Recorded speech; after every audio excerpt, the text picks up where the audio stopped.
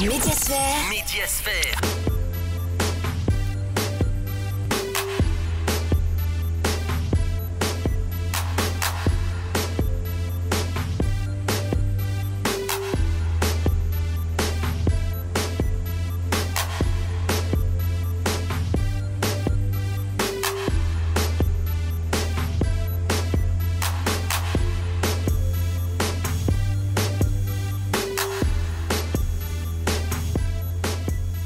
Bonsoir à toutes et à tous, merci de nous préférer toutes les semaines, tous les jeudis, quand il est 20h passé de quelques minutes. Vous êtes nombreux à nous suivre et ce n'est pas pour rien, justement, vous savez, dans cette émission, nous parlons reportage, semaine médiatique, nous parlons vue, nous avons même des invités et on vous met au bain de l'actualité, sans oublier la rubrique On Zappe, toutes ces rubriques pour vous informer des infos vraies. C'est surtout notre credo ici. Et spécifiquement pour vous, pour ce numéro, nous avons un invité, pas des moindres, jeune mais propulsé dans le monde des médias. Vous allez l'entendre tout à l'heure. Mais avant, nous vous invitons à vous asseoir confortablement, à surtout attacher vos ceintures. Médiasphère, on commence. Médiasphère. Médiasphère. Notre invité du jour se nomme Abdourahmane Sénateur Diallo. Il est journaliste au groupe Adafo Média. Il est aussi écrivain. Mais bien plus encore, c'est pourquoi nous l'accueillons aujourd'hui. Il est blogueur, pas blogueur national, c'est un blogueur international. Parce qu'il est, de nos jours, pour le mois de mai, au compte de Mondoblog RFI, un grand blog, un blog mondial qui regroupe une centaine de pays. Il est le meilleur blogueur du mois demain et c'est notre invité. Médiasphère. Médiasphère. Bonjour, bienvenue sur Mondoblog. Je m'appelle Abdourahmane Diallo, j'ai 30 ans et j'habite à Conakry en Guinée. J'ai beaucoup de casquettes, mais on va se contenter des plus importantes. Je suis donc journaliste et écrivain. Je suis dominé par la lecture et par l'écriture, mais à côté, j'aime également le sport et le cinéma. Je blogue parce que déjà, j'adore écrire. Ça me permet également de partager des expériences et des passions à travers le monde. S'ouvrir à la culture de l'universel, c'est ce que j'aime. Je suis inspiré par mes lectures, principalement d'ailleurs, mais aussi par mon entourage, par la société en général, mais surtout par l'actualité nationale et internationale. Ma devise dans la vie est la suivante: liberté comme défi, diversité comme cadre, intégrité comme créneau. Venez me lire et commenter mes billets sur sénateur224diallo.mondoblog.org. Médiasphère. Médiasphère. Bonsoir Abdourahmane Sénateur Diallo. Bonsoir, bonsoir Tréfil, bonsoir à tous. Au plaisir de te recevoir dans cette émission. Ça fait plaisir, plaisir de partager. Dis-nous, ça fait quoi d'être à l'affiche d'un grand blog, le blog, je veux dire le blog mondial, où il y a plusieurs pays, plusieurs nationalités, et tu te retrouves à la tête déjà, ça fait quoi? Ça fait plaisir et c'est bien, surtout parce que c'est parti pour un mois d'affiches. Je vais occuper la une de Mondoblog. Vous le savez, Mondoblog, c'est le réseau de blogueuses et de blogueurs de RFI, Radio France Internationale. Mondoblog, c'est plus de 70 pays, c'est plus de 950 blogs, c'est plus de 3 millions de pages visitées par an. Donc, l'accès à Mondoblog n'est pas facile, c'est pas évident, même pour un simple blogueur professionnel, parce que Mondoblog, c'est une autre classe. Mais l'accès est acquis et le fait de s'imposer aussi, dans cette blogosphère, de s'imposer et d'occuper le fauteuil de meilleur blogueur du mois pour tout un mois, pour 30 jours, c'est vraiment un honneur, pas que pour moi, mais tout un honneur pour la blogosphère guinéenne. Comment on en est arrivé là, de journaliste à écrivain? Vous avez fait une œuvre, Nation enchantée, à être blogueur et reconnu à ce niveau. Comment vous êtes arrivé à remporter ce prix? C'est un concours? Comment ça s'est passé? Oui, c'est un concours. Il y a deux choses. Il y a deux choses parce que le dénominateur commun de tout ce que j'exerce comme métier, c'est à pour base l'écriture. Donc, écriture avec le roman, écriture avec le journalisme, écriture avec le blogging. Mais ce qui est difficile avec le blogging, c'est beaucoup plus intimiste et solitaire. J'ai beaucoup. J'ai blogué durant combien de temps? 3 ans avant de venir ici aujourd'hui. J'ai blogué d'abord avec Blogueur. C'est une plateforme qui n'est pas aussi connue que ça, que Mondoblog. J'ai ensuite enchaîné avec d'autres plateformes. Après, Mondoblog et RFI a lancé le concours de recrutement des blogueurs francophones à travers le monde. J'ai postulé, on était 1000 et quelques, on a été retenus. Donc, 32 blogueurs ont été retenus à travers le monde. Et donc, j'ai accédé à la 8e saison de Mondoblog. Et donc, vu la fréquence de mes publications, la fréquence de mes billets, la pertinence des sujets traités, parce que j'ai 3 angles sur le blog. J'ai le média, j'ai la politique, la culture et donc la littérature. Donc, c'est un plaisir encore. Et qu'est-ce qui a prévalu à ta sélection pour toi? Qu'est-ce qui a été mis en avant pour que tu attires l'attention du jury ou de ceux qui sélectionnaient? C'est ce que je disais, la pertinence des sujets. Parce que le fait déjà que je sois au sein d'une rédaction politique, c'est un atout parce que je suis au cœur de l'événement. Je suis au cœur des événements politiques. J'étais aux côtés du CNRD, des forces spéciales qui avaient pris le pouvoir le 6 au lendemain du coup d'État. C'est un de mes meilleurs blogs sur la plateforme parce que j'étais au cœur dans la salle même.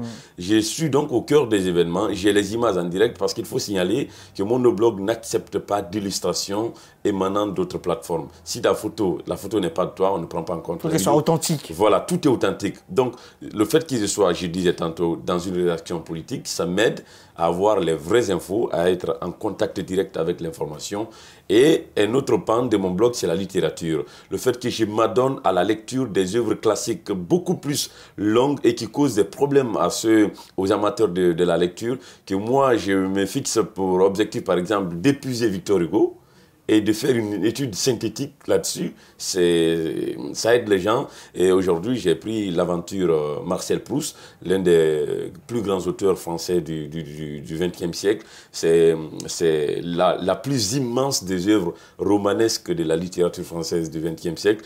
Donc, c'est l'Everest, comme on le dit, l'Everest de la littérature. Je me suis donc fixé pour objectif de dompter l'Everest-là. Et qui sait, dans 1 mois, 2 mois, je vais dompter et je vais produire un billet de blog, des articles pouvant donner des clés pour que ceux qui n'ont pas le temps et le courage de lire Proust puissent rapidement s'imprégner de la réalité et des angles majeurs littéraires dans l'œuvre de Proust. Et la dernière question, peut-être avant d'ajouter, si vous avez un message à lancer, c'est plus désormais, c'est quoi la suite? Dans quelle optique vous vous lancez désormais et à quoi servira donc ce prix dans les jours à venir? Ce prix, c'est d'abord le premier prix, le premier statut de reconnaissance. Mondoblog me connaissait, mais Mondoblog aussi m'a encore connu à un autre palier qui est différent. Et après donc ce prix, l'objectif, le cap, on l'a mis à un autre statut. Le statut qu'on recherche prochainement, c'est d'avoir le statut de blogueur, comment on peut appeler ça, VIP dans la plateforme de Mondoblog, capable dans cette circonstance-là d'inviter l'équipe de RFI Mondoblog dans sa ville. On a déjà lancé des invitations. Je l'ai tenté à travers l'événement Capitale mondiale du livre qu'on a créé les 112 heures du livre passé, mais je n'avais pas le statut. Et donc, on va nous battre pour avoir ce statut. Et je devais participer à un festival que Mondoblog organise en ce moment même à Douala au Cameroun. Mais ça m'a manqué beaucoup de choses, des petites choses, mais l'essentiel est là, mais je n'étais pas en amont prêt. En tout cas, merci Abdourahmane, c'est une fierté de te voir au sommet de ces sites parce que c'est aussi intellectuel, c'est surtout ça. Et merci de faire valoir notre tricolore. Merci, et il faut dire aux jeunes Guinéens d'écrire. Écrire. On a tous des histoires à raconter. Abdourahmane Senator Diallo, il est donc le meilleur blogueur pour ce mois de mai. Chez Mondoblog, il parlait de plus de 70 pays avec des millions de vues, avec beaucoup d'autres nationalités. Et c'est lui qui était notre invité. Voilà, c'est ce qu'on fait, vous montrer des personnes hors pair qui font un énorme boulot dans leur domaine. On poursuit dans cette émission Médiasphère. Médiasphère. Nous poursuivons pour vous dans cette émission Médiasphère et cette fois-ci, ce qu'on va faire, nous allons partir avec une interview pas des moindres aussi. Ce soir, nous revenons largement sur le sommet Turquie-Afrique. Notre représentant de ce côté, c'est le Guinéen qui y était, bien sûr, à l'international. Il a représenté tous ces médias avec ses coéquipiers. Vous le connaissez bien, c'est le sieur Lamine Guirassy. Donc, nous avons tenu à avoir un entretien avec lui et celui qui a réalisé cette interview Bien sûr, mon cher maître Mamoudou Bouléré Diallo, il était en compagnie d'Abdoulaye Camara. On suit. Médiasphère. Médiasphère.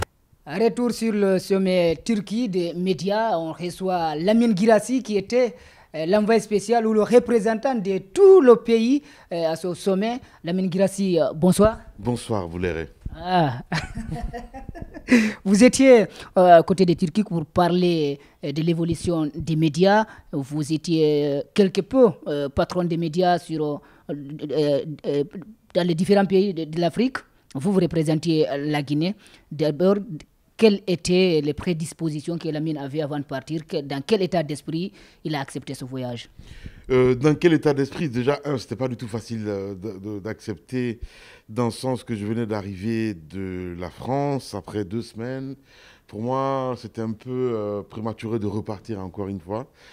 Et voilà. Maintenant, évidemment, nos amis turcs ont posé les bases, si je peux me dire ainsi. Et pour moi, c'était important aussi d'échanger un petit peu avec d'autres continents ou d'autres pays, d'autres modèles, si on peut se me dire ainsi, par rapport au fonctionnement des médias. Et dans le cercle, ils nous ont, je veux dire nous, parce que c'est Adafo Média, ils ont demandé à ce qu'on puisse être panélistes et de débattre un petit peu des médias et le numérique aujourd'hui. Donc c'est ce qu'on a essayé de démontrer, comment ça fonctionne. Au bout de 15 ans, qu'est-ce qu'on a fait en terre guinéenne et cette ouverture aussi que nous avons sur le continent. Donc c'était un rendez-vous de donner et de recevoir, j'ai envie de dire. Donc l'exemple de Adafo a été pris pour l'exemple de tout un pays, la Guinée, c'est ça? Oui, c'est bien cela. Une fierté en même temps parce que je me dis, on est quand même à combien de kilomètres d'Istanbul, de Turquie, et qu'on arrive quand même à nous détecter de cette façon. Juste fier parce que quand on parle de l'Afrique occidentale, c'est le Sénégal, c'est la Guinée qui était là. Je me dis, waouh, c'est incroyable. Donc après, nous ne sommes pas les seuls pays en Afrique occidentale, en Afrique de l'Ouest, j'ai envie de dire. Et le cas guinéen, en Guinée, ça fait pas 25 ans qu'on a libéralisé les ondes. Donc si on arrive à faire des prouesses dans ce sens-là et que notre modèle puisse servir à d'autres pays, on se dit c'est tout à fait bénéfique. Vous avez également parlé de quelques modèles pour le continent, pas que pour la Guinée ou pour le Sénégal. Vous avez donné un exemple des modèles qui pourraient peut-être embarquer tous les médias, qui pourraient donner une identité. Est-ce que vous pouvez revenir sur cette proposition que vous avez faite au niveau de ce sommet?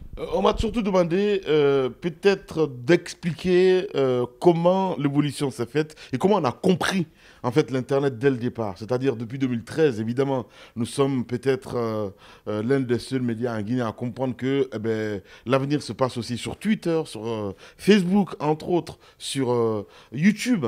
Et c'est ce que j'ai expliqué. Il vous rappellera qu'il y a même des articles à un moment donné qui sortaient à dire que les médias africains, en tout cas de la sous-région, étaient vraiment en retard. Mais dans le lot, on a sorti Adafo Média à dire on a compris très vite qu'il fallait s'y intéresser parce que ça va nous rattraper. Je parle du numérique. Et voilà, la digitalisation. Et je me suis dit qu'il fallait peut-être donner quelques exemples en ce qui concerne évidemment ce côté-là. C'est ce que nous avons fait. Comment on s'est paré par rapport à tout ça à dire aujourd'hui, bien sûr qu'il y a les scores traditionnels, si je peux me dire ainsi, mais aujourd'hui, les gens sont beaucoup plus focalisés, par exemple, peut-être sur des chiffres sur les réseaux sociaux, tel média fait l'audience ou pas. On oublie en fait que la manière dont on calcule les audiences, en tout cas du côté de la France, avec les télécommandes, c'est-à-dire telle émission marche super bien parce qu'il y a les grands auditeurs et tout ce qu'il y a autour.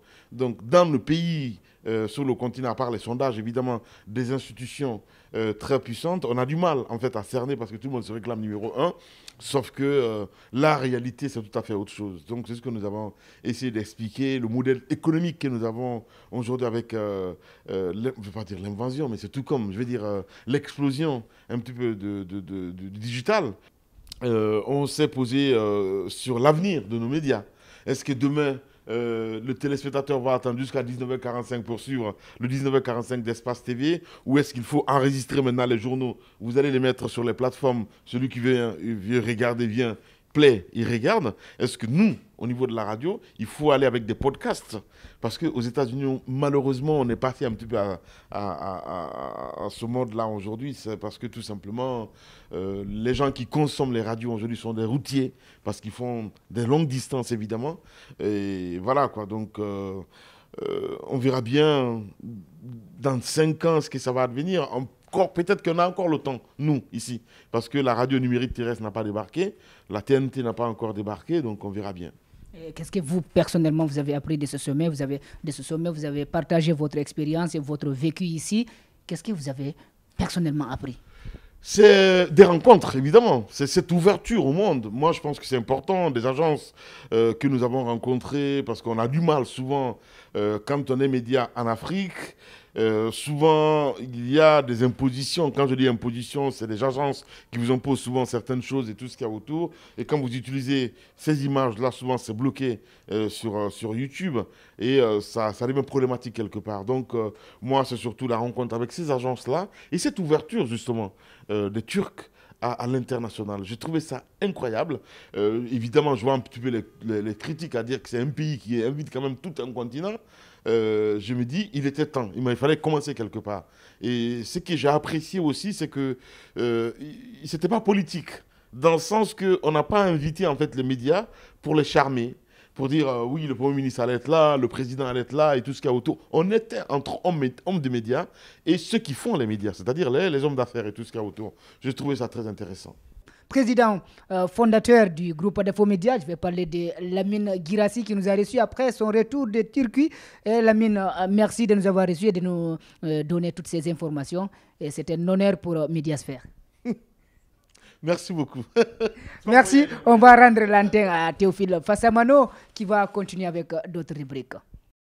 Mediasphère. Bravo donc à Mamoudou Boulere Diallo et à Boubacar Camara pour cette très belle interview. Et vous avez entendu, à l'intérieur, il y a des nouveautés qui s'annoncent du côté du monde des médias. Il y a de nouvelles choses qui arrivent. Vous avez dû donc avoir ce scoop en direct avec Lamine Guirassy.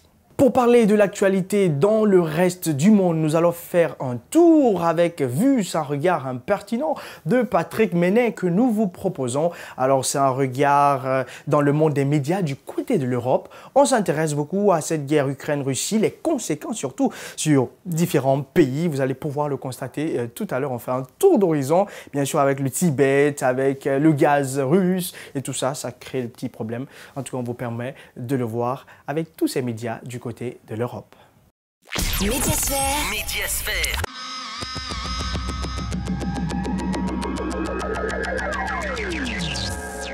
On commence avec les résultats du premier tour des élections législatives.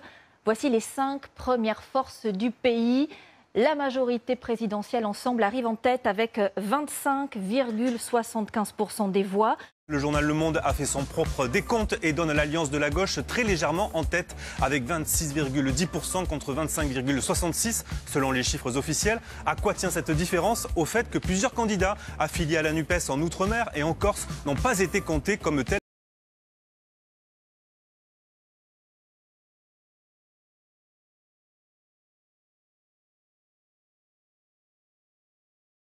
La France, ce sont ainsi 272 duels Macron-Mélenchon qui animeront la soirée du second tour. Vous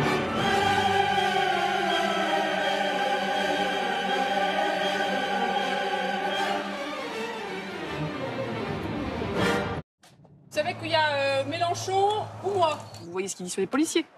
Ouais. La police tue, vous êtes d'accord avec ça? Bah non, pas trop. Bon. Après, il n'y a pas de fumée sans feu. C'est la fête, c'est la bamboche, comme on dit, c'est la fiesta. Et puis, l'autre difficulté extrêmement forte pour eux, c'est le bilan qu'ils ont eu à assumer. Où on a un candidat du Rassemblement national face à NUP, je vous le redis, c'est très clair, aucune voix pour le Front national. Et ensuite, quand on a un candidat républicain, et c'est le cas, par exemple, pour Fabien Roussel, nous le soutenons. Quand vous avez un candidat qui ne respecte pas nos valeurs républicaines, nous ne le soutenons pas. Donc vous avez la Première ministre qui va voter pour un candidat qui lui-même soutient l'islamo-gauchisme en France. Mais bravo. C'est ce qu'ils ont fait. Bravo, formidable, formidable. S'il y a des fachos qui ne sont pas trop fâchés, mieux vaut qu'ils votent pour nous que de rester à la maison ou de voter pour elle, ça ne sert à rien. Vous n'êtes pas allé voter hier? Non. Pour quelle raison? Parce que ça ne m'intéresse pas trop. J'ai pas envie d'aller voter parce que pour moi, ça sert à rien. Il n'y a rien qui change. Parce que la politique, j'y crois plus. Pourquoi? Parce que je trouve que c'est une grande magouille.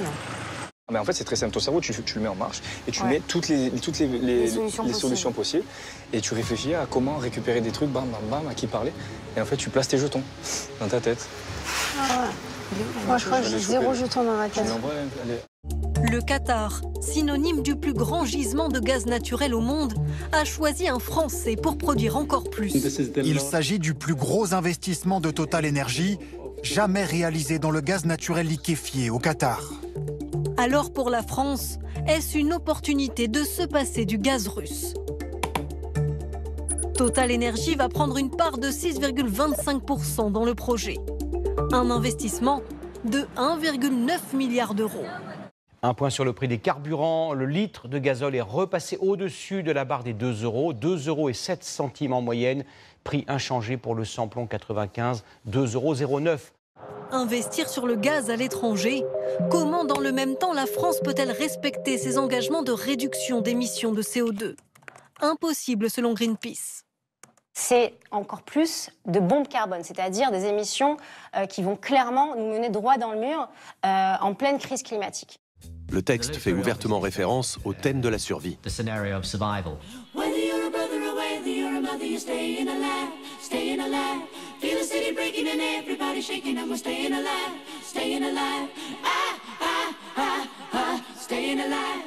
Le charte Gene Simmons, il est temps de raccrocher. Chacune de mes bottes pèse le poids d'une boule de bowling. Et l'armure et tout le reste, cela pèse près de 20 kilos. J'ai 72 ans et je ne veux pas être encore en tournée à 75. C'est trop vieux. On a encore une centaine de concerts là et ensuite... Merci beaucoup. Au revoir. Médiasphère. Voilà, merci à toute l'équipe de ce côté. Sans pourtant vous quitter maintenant, nous partons avec cette rubrique que nous aimons bien, on zappe. Et comme j'aime à le dire, si vous n'avez pas pu suivre les émissions en semaine, si même vous n'avez pas pu avoir le courant chez vous, ou si vous avez eu la paresse, ici dans cette émission, vous permet, la réalisation Alpha Amadou Djoulé vous permet d'avoir quelques bribes, question de vous mettre aussi au bain de l'actualité. J'adore cette rubrique. Ne zappez pas, c'est on zappe, mais vous ne zappez pas. On reste pour terminer l'émission en beauté. Médiasphère. À ce niveau-là, dans cette cacophonie, dans cette ethnisation politique politicienne, même si c'est un 4e mandat qu'il faut, ou un 10e mandat qu'il faut, pour le dirigeant actuel, je suis pour. Vous avez vu le gouvernement depuis qu'il est venu ici? Non, moi je ne comprends pas le français. Moi je comprends le pulaar. Il faut parler en pulaar. Ok. Vous avez vu le gouvernement ici? Bon, excuse-moi. Les ministres, vous avez vu les ministres? Moi je ne comprends pas. Il faut que vous nous respectez. Monsieur Souma. On vous respecte. Pourquoi vous prenez les propos dans leur contexte, dans leur milieu, dans leur année, pour venir? Mais Monsieur Souma. D'accord. Monsieur Souma. C'est un crime. C'est seulement... Comment ça va? Ça va bien? Ok. Ça va très bien. Hein? Mais je te vois même pas. Comme ça, fais-moi contact. Bao Alpha Omar, je suis son petit frère. Qui ça? Bao Alpha Omar. Ba Alpha Omar? Oui. T'es le frère de qui? Je comprends pas. Oui, c'est le représentant des jeunesse de Mamou, de Tamagali jusqu'à Conakry, Almamia. Bien sûr, je suis le nouveau secrétaire général du mouvement Rasta de Guinée qui est Mourag. Et dès que l'ancienne génération, les aînés, nous ont passé la main, on a fait une conférence de presse à Lambaye. Et voilà, ils ont nommé un président Bassikolo Faro Konaté, qui a un siège à Kindia, sur un site de village Rasta. Donc il m'a nommé secrétaire général et porte-parole du mouvement Rasta. Je suis 100% Rasta et tu vois, non?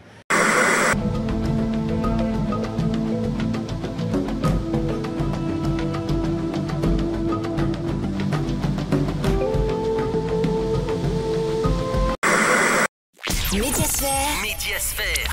Voilà, chers toutes et tous, c'est cet élément qui vient mettre fin à ce numéro au cours de cette semaine. Merci à vous tous qui avez pris le temps de nous suivre. Merci à Tcherno Salouba qui a assuré le cadrage. Et puis, si vous avez pu bien nous entendre, c'est aussi grâce à Alassane Barry.